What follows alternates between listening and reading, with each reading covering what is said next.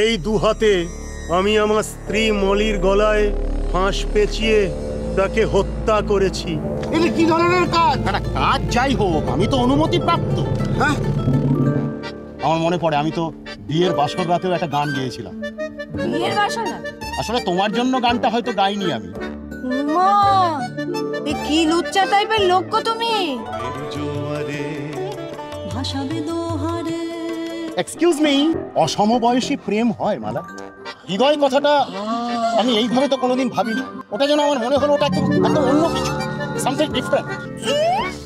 Crazy আপনি। সত্যি তুমি না যাকে বলে একেবারে মাথায় চড়ে বসা মেয়ে, তাই তো?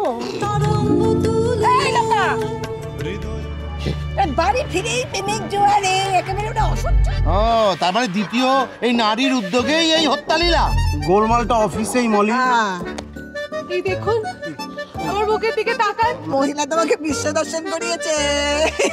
ও, সচেতন ভাবে করেছেন তার মানে। কোনো সময় নেই তার। এই সংসার কাউকে খেয়েছে। পুরুষের যদি কোনো সতীন থাকে, সেই সতীন হলো মেয়েদের সংসার। You are not special.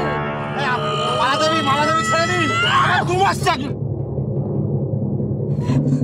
দোষ আমি আর খেলবো না।